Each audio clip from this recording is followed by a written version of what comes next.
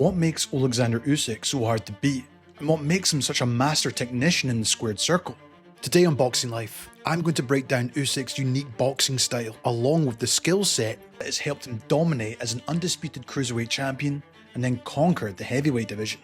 From exceptional footwork, clever feints, his fencing jab, and high ring IQ, Usyk can really do it all. So on that note, let's get right into it.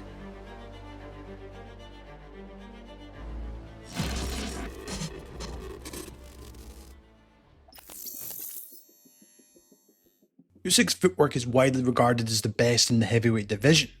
He moves with smooth, deliberate steps, often circling round to his right from a southpaw stance, to not only get the outside position against orthodox fighters, but to keep them turning. This constant movement makes it difficult for his rivals to set their feet or land significant shots, often leaving them swinging at air or putting them in vulnerable positions for counters, while generally moving away from the orthodox fighter's rear power hand. That's not good for Joshua.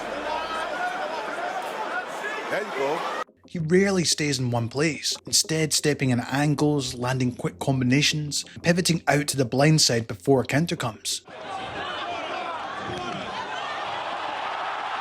We saw this beautifully done against Murat Gaziev when he became undisputed cruiserweight champion, as Usyk's movement and jab completely shut down the power puncher's offense, controlling the distance, circling relentlessly, and making Gaziev look one-dimensional. He's also proven he can use these tactics against much bigger men like Joshua and Fury, where he used his smaller size to his advantage. His movement wasn't just defensive, it also allowed him to control the geography of the ring and create his own openings. And this is what true generalship is about, using good footwork and positioning, combined with using the southpaw stance to his advantage. It's Oleksandr Usyk. 1 minute he's there, the next minute he's not. He makes you think and feel that he's there, but he's actually not there at all. He's the master of the judgment of distance. He controls it in the fight, and he controlled it in that fight. Tony Bellew. Usyk floored in the amateurs with punches like that, but then he took out. And so, he would probably beat him, but, nobody's... They look tense, they look nervous. A sustained performance again from Oleksandr Usyk. He also makes great use of pendulum footwork, which is a subtle back and forth bounce, which allows him to glide in and out of range. This is very popular among Eastern Bloc and Central Asian fighters, where Usyk had much success in the amateurs himself with this. However, in the pros, Usyk has adapted, as he uses it moving side to side, not just backward and forward. You'll often see him step in just enough to land before bouncing out of range before the counter comes at him. In fact, it's one of the key ways he scores without taking much damage, while the rhythmic movement also disguises his timing, making it hard for opponents to predict when he's about to explode forward or slip back. What would you advise, Sergio? What do you think you should do here? That left hand to the body. Like his timing's good, his distance. He never stands still. Never. Even if he's in front of you and he's not hitting the angle, his head's like this all the time. Like he's a constant moving target. You know what I mean? It's not just, boxing's not an arm wrestle. Right. There's a science. But a key part of this as well is his use of the lead hand.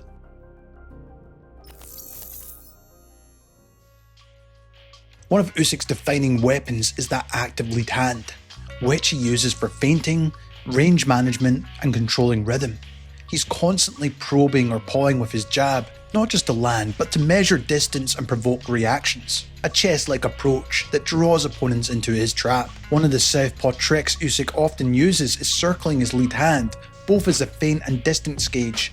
In almost all his fights, every opponent has fallen victim to it. Park. He says the Park. He says the south of Usyk, who's right approaching the top of his game. And Bellew admitted he cannot let himself get backed up. Fury, Deontay Wilder's of the world. He doesn't want to chase, as he calls him, a rabbit. As to the stomach for Usyk, and there's plenty of real estate to work with as Fury's backed against the corner. With Usyk, he had the lead hand out, and it seemed like quite a bit of a distraction for AJ. Can you explain to me how that can affect people in a fight? The way he was sort of just irritating. Even in a round. What it does is it takes away your sight. It takes away the target in front of you. So whereas if the hand stays down and low, or the hand stays to the chin height, you can see his face, you can see everything there is to hit. But when this is in front of you like this now, you can't see me. And that's, you're, instead of thinking about this, what you should be hitting, you're now thinking about this in front of me. How can I get around this? And that poses a barrier. That's the first barrier that you've got in front of you. So you've got to hit this, you've got to get around this. And while you're thinking about getting around this, pop, he's hit you. Pop, he's hit you again. And it's just, it's a clever tool. It's something that takes years of practice. But what I really like about Usyk's jab is his versatility. Not only is he using it as a feinting probing tool, but sometimes he'll throw it stiff and sharp, breaking right through the guard of his opponent. And it's just like with a fencer which lunges in for the killing shot. And this variation also breaks the rhythm and forces opponents to reset. Let's go then.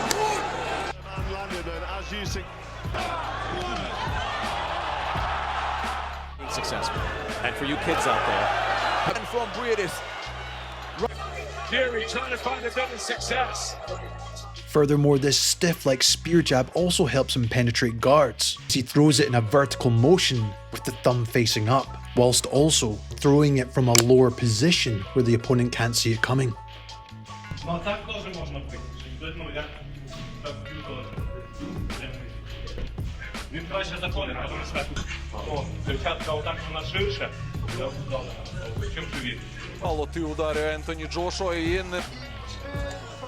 However, as much as he does like to throw it with intention, it is more about provoking defensive reactions rather than power punches, while the other main aim behind his lead hand is to set up that powerful left cross or rear left hook.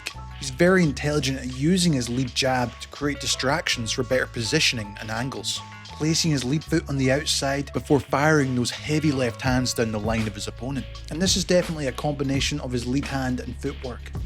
But he always gets back up.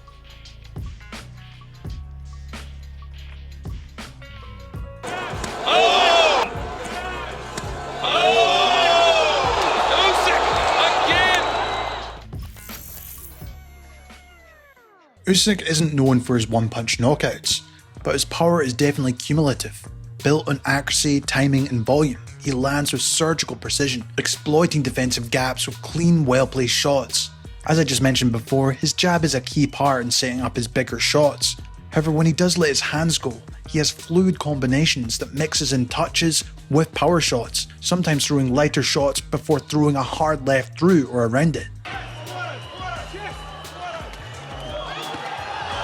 Lovely combination. Looking to employ a similar type of strategy throughout his career. Beautiful and impressive volume from Usyk once again, non-stop punching.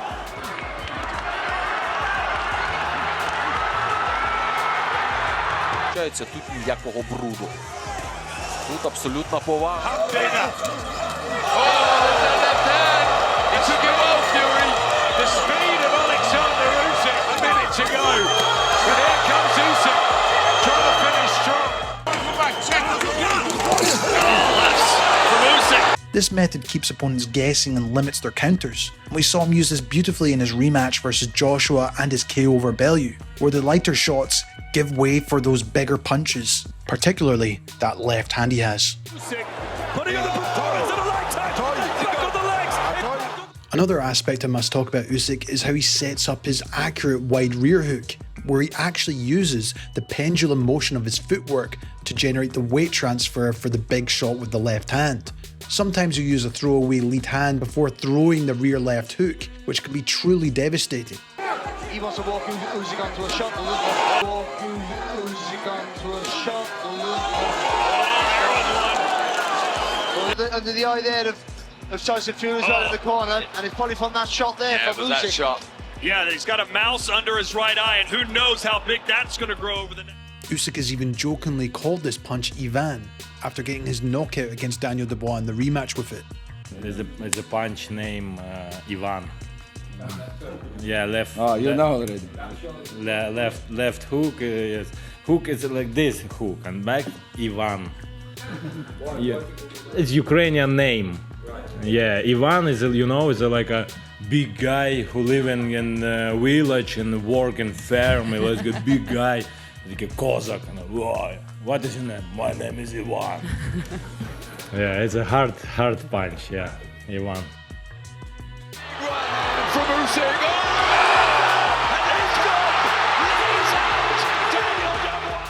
But it's the looping nature of the punch, along with the weight transfer that generates that power that makes it so effective. Ironically, it was a well-placed jab that got the knockout in the first fight. A lot of it comes down to his balanced stance, clean rotation, and smart selection. As Usyk doesn't overwhelm you with force, he breaks you down with precision. A huge part of Usyk's success is his tempo control, knowing when to pressure, when to rest, and when to fire. Backed by an exceptional gas tank, the Ukrainian fights at a pace that most cruiserweights and heavyweights simply cannot match. Were you used to fighting these big, slower guys with a slower pace, and you get in with a smaller guy with a faster pace, with more movement and things like that, it's kind of harder than fighting those guys that you've been fighting in the past. And then Usyk, he's tremendously talented. Yeah. You know, so he gonna feint you, he gonna move, he gonna slip, he gonna counter you, he gonna tie you up, things like that. So it's difficult. Right. As already discussed, he's forever bouncing on his toes, circling, throwing punches, feinting, forcing his opponents to work at his rhythm. If they try to slow the fight down, Usyk will continue to feint and probe them into action. If they try to brawl, he'll use his legs to reset the distance and make them chase, or he's also shown the ability to smother their work when the opponent does get there. Body shots they're calling for. This is where Fury has a chance to drain the energy. Crucially, Usyk can sustain his movement and volume for almost all 12 rounds, a testament to his elite conditioning. His gas tank is arguably the best in the division, as he's shown he never completely fades. Usyk fights better when he's knackered. In fact, he often gets stronger in the championship rounds. A great example of this is in his first fight with Anthony Joshua in 2021. And going into the later rounds, the larger AJ was visibly tiring, while Usyk had that energy in reserve. In round 12, Usyk stormed forward with a barrage of punches, which had Joshua backed up and eating shots constantly. But because of Usyk's ability to keep up this intense pressure, he can continually apply it to his opponent, pushing them back towards the ropes to trap and set up bigger shots, even against much larger men compared to him like Tyson Fury and Daniel Dubois. Throughout many points in their fights, they struggled to manage his non-stop pressure and movement as he was constantly in front of them, moving and feinting as he would look to subtly get closer before throwing his bigger punches. In a way, it's actually more mentally taxing on his opponents than physical, because if you switch off for 1 second, Usyk will punish you. In fact, Derek Chisora gave a first-hand experience of what it was like handling this tempo and pressure from Usyk. What's he like to face up to? What are the problems that he gives you? He moves along and he's very fit. He's the only guy when they were promoting the fight with AJ, the second one, he arrived in London and he went to Olympic swimming pool and he swam for 6 hours non-stop. He's still good. You know, for me, we trained to be fit. It was just every day it was like, we're not gonna do boxing, we're gonna do fitness. Because where he beats you is fitness. He starts off slowly and going in, and it gets harder and harder and harder. By the time it's round 6, you think you're around 10, but you're only around 6. You have to be fit, and he keeps chucking. He chucks and moves around, and with southpaws as well. It's the leading hand already, so if you do any silly mistakes, you get punished. It's the combinations with a heavyweight as well. Heavyweights don't throw combinations like that as well, innit? So I think that's what it is. Is there anyone else like him out there, Derek? No. Even if you get sparring partners, they can't spar like him, so it's like you're just trading for a ghost. Usyk's defense isn't flashy, but it's incredibly effective, and it's built around positioning, timing, and anticipation. As discussed before, it's his footwork that plays a big part in his defense, as he uses subtle shifts and angles, small step backs, while he also subtly uses glove parries and framing to deflect punches as he moves away from danger. He also likes to constantly keep his head off the centre line to dodge punches, often slipping to the outside of the opponent's jab or right hand, but also maintaining the balance to counter. Taken here tonight. Of course. It's a straight left right down the pipe again. Lots of movement. Good jab by Usyk looking for the backhand again. And he's done this against cruiserweights and heavyweights, making them commit and missing by inches before stepping into a space they just vacated. Again, terrific head movement for Usyk, always moving side to side. He's in the jab. He always has more success when you use it early.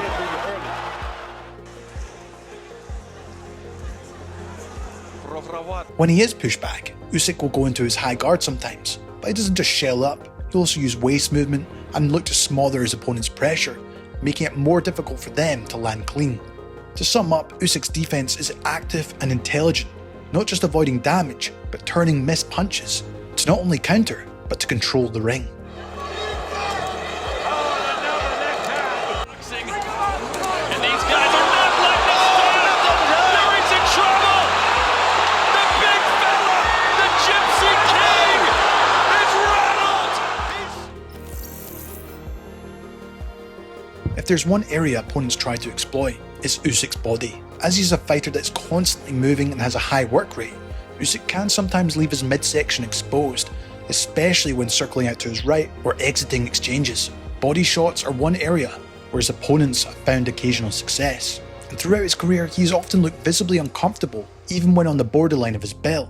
In the Dubois fight, the controversial low blow momentarily took the complete wind out of Usyk, fueling the debate on whether it is a legal body shot or not. But here's the thing, Usyk always seems to recover. He finds a way to mentally regroup himself before storming back. This not only just shows his physical toughness, but his mental composure to bounce back from these shots. And while that body shot might be the most realistic target for his opponents, no one has yet been able to break him down with it completely. If anything, trying to go to Usyk's body can backfire, because once you commit, you can find yourself out of position or even eating a counter yourself. It's no surprise in the world of boxing that we consider Usyk the very best pound for pound. Even when fighting the much bigger and stronger men, he's still able to showcase his overall skill set using a blend of footwork, combination punching, and ring generalship, which can be exceptionally rare to see in the heavyweight division. For me, Usyk exemplifies the phrase of the sweet science, where strategy beats fury, technique beats size, and willpower beats intimidation. And it's no wonder he's managed to dominate 2 divisions and remained undefeated so far. As long as he keeps solving every challenge in front of him, Usyk may very well finish his career undefeated. Hope you enjoyed this breakdown. I'd love to hear your thoughts on Oleksandr Usyk's style, and would you rank him as one of the greatest heavyweights we've ever seen? I'd love to know. If you enjoyed this breakdown, make sure to hit that like button, really helps out. Or if you're new here, why not subscribe? This has been Jamie from Boxing Life. Thank you so much for watching, and as always, I'll see you in the next one. At what moment, though, did you realise you were good at boxing and think, yes, I have a talent for this? То талант – это 1% от того, что мы делаем. Все остальное – это плодотворный труд, ограничение себя во многих вещах. И по сей день я знаю, что если ты не будешь достаточно много выполнять работы, то у тебя ничего не получится.